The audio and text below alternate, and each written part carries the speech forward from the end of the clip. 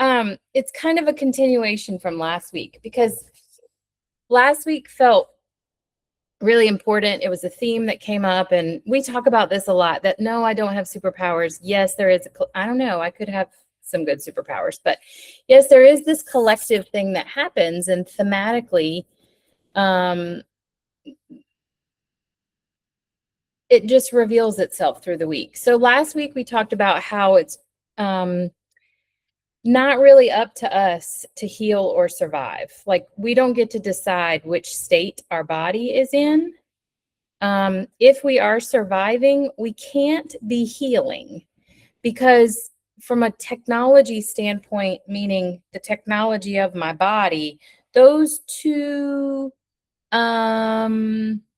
workflows, I've been in spreadsheets a lot this week. Those two workflows don't exist at the same time. So the awareness of I don't get to choose when my body goes into a state of survival. I can recognize it and I can do something about it. And for many of us, that was a default, maybe even for decades, not just years. So what came up, and I'm sure it's not a coincidence, what came up and is a sister, a cousin, a continuation of that conversation is actually what I was asked to train on tomorrow. I'm offering a training at a treatment center in Orangeburg, and the training that I was asked to do is, I don't like the title of it, okay? Just trust me, full circle for a minute. Addiction to chaos, and why why people keep going back, basically trauma bonding. And I hope that you guys know me well enough to know that that title is catchy because I didn't create it, because I wouldn't have called it that.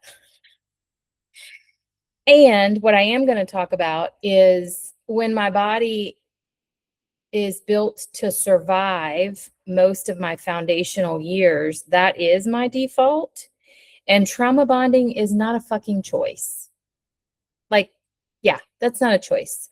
So continuing on around the theme of survival and how we get into healing, I just wanted the opportunity, because our culture does not do a really good job of really understanding the psychology behind what's happening without blaming, as if trauma bonding is an option, as if codependency is an option.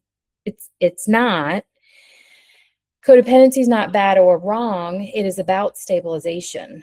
What makes it dysfunctional is that there's never a repair. So when we talk about survival and we look at that as the nuts and bolts of our blueprint, let's call it that, because we can always do a renovation, right? The nuts and bolts of the blueprint is survival. That's the default.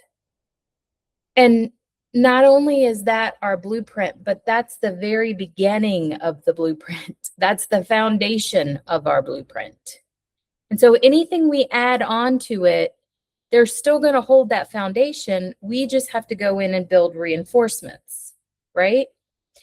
So developing this presentation, I also found the need to develop the difference in PTSD and complex PTSD, which we've talked about many times, but just as a reminder, PTSD, by definition, trauma is not about an event, it's about an experience. That's the first thing. And PTSD is usually about a singular occurrence, whereas complex PTSD is multiple, habitual, continuous. If you've ever done a workshop with me, I define complex PTSD for some people as death by 1,000 paper cuts. That's my example of emotional unavailability. A lot of people want to consider trauma as what was done to me, rather than recognizing trauma is also what I never got. Hence my definition, death by 1,000 paper cuts. When complex PTSD is the schematics of my blueprint, I have to live the rest of my life recognizing that's my default. Because not only are those lines drawn on a piece of paper, that is a biological impact to my brain. So in my recovery process, and as I'm learning and trying to heal, that must be taken into consideration. And what that means is, number one, I don't get to choose when my body goes into survival. I don't get to choose when stress responses or trauma triggers happen. That goes against what they are by definition. What I am learning is when I can and do build a safe relationship, I start to practice the things that my body recognizes as no longer survival. Meaning, I can be not only grounded, but I can also be embodied. Now, no offense if anybody on here is yogis. I would love to claim to be a yogi. I'm not. I try really hard. But there is a difference in being grounded and being embodied. Being grounded has a lot to do with my, oh my God, what are they called? Heart rate, breath, blood pressure, vital signs. There we go. I'm trying, guys. Grounding, there will be a physical awareness of those vitals in meeting a level that is within normal limits. Embodiment is a spiritual relationship with me and my body. It means I'm in it. It means spiritually, I'm not only grounded, but I'm also embodied. Physical, mental, emotional, and spiritual bodies are all connected. Those two things are not the same thing. And in order for me to be in a state of healing, my body can't be in a state of alert. That makes sense, right? If I'm in a state of healing, my body cannot be in a state of alert. Those are the two workflows that can't be on at the same time. So when I'm learning how to heal, a lot of the things that you do with my team is what we call the second stage, which is stabilization. It's starting to recognize what's happening in my body. Do I have hunger cues? What is anxiety? What does it actually mean to me? Oh, that's when I'm really nauseous, or I have ruminating thoughts and I'm on a loop, or I'm talking really fast because I'm trying to get out of a conflict and I want to avoid it. Stabilization is about learning to have an awareness with my physical body. It's starting to have an awareness of my mental body. That's ongoing. But there is an awareness that starts to happen with that narrative. Because in order to get into reparenting, which is our third stage, I got to have some capacity in my body to be in there. Now, does that mean Amber, I'm supposed to be embodied for a whole hour of a therapy session? Hell no. Half the time I'm not even embodied for a whole hour of the therapy session. What makes it a healing process is that I recognize when I'm not in it. And then I say, hey, I notice I just dissociated, or I don't even know what I was talking about. Can you help bring me back? That's recovery. That's healing. Because prior to that level of awareness did not exist. Let me say that again. That level of awareness of noticing that I checked out did not exist. Remember, Amber's definition of recovery is it's the gift of awareness. There is no rule around healing that says I'm supposed to be embodied for 72 minutes of each day in order to reach this amount of optimum health. I mean, if it were, that would be fucking amazing and I'd be all over it. However, when it comes to healing, especially healing core wounds and things like complex PTSD, recovery is about having the awareness of recognizing that and building the tools that help my body know this is not a state of alert. It's okay. We can come back down. Now, many people that have family of origin developmental trauma suffer from childhood trauma, codependency or complex PTSD, all of those things are the same thing. Many of us have episodes of PTSD. They're not exclusive.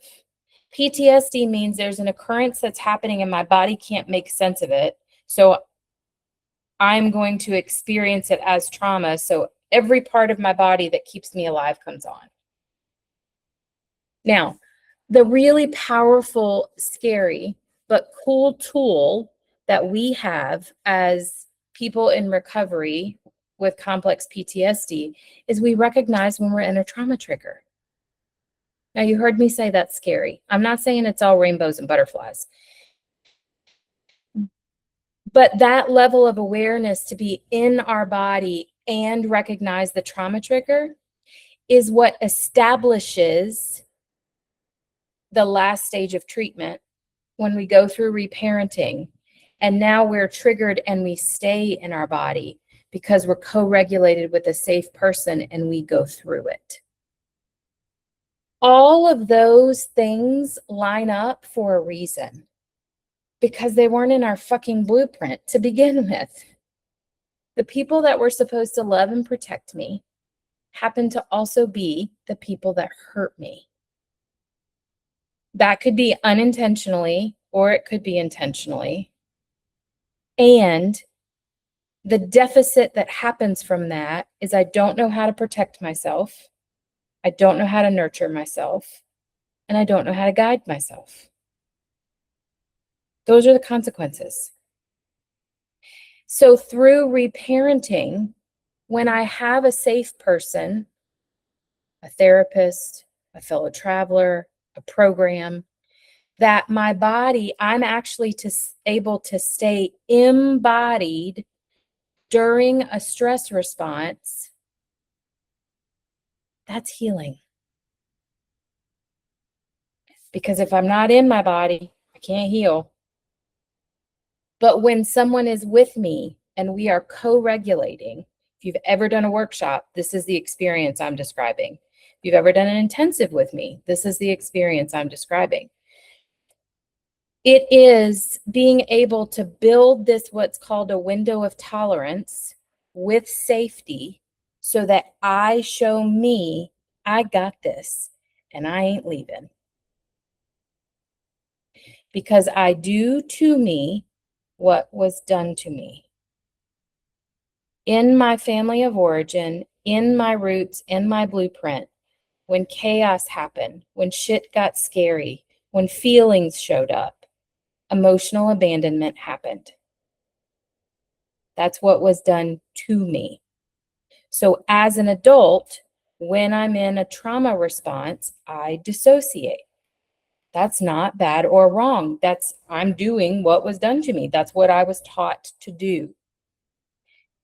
Because that no longer serves me, I go into recovery and healing, because now when I'm triggered, I don't have to abandon me because I don't have to do it alone. I have support. I have a safe person. And for most of us, because we can't override that, that's why we do therapy. Because there's a safe person, a therapist that's literally attuned to you energetically, holding that grounded embodiness. That's our role. It's to hold safety. You do all the work. We just hold the safety. When I can stay in my body and go through that experience, that is healing. Because I didn't leave. And because I just showed me, I got this. The relationship that I'm building is not with others. Doesn't matter how bad a marriage is, how bad a relationship with a mom is. It doesn't matter how any of those external relationships are. What matters is how I am with me, because that's how I build safety. That's how I build trust. That's how I continue healing. Those other relationships keep me spinning and keep me in an external locus of control.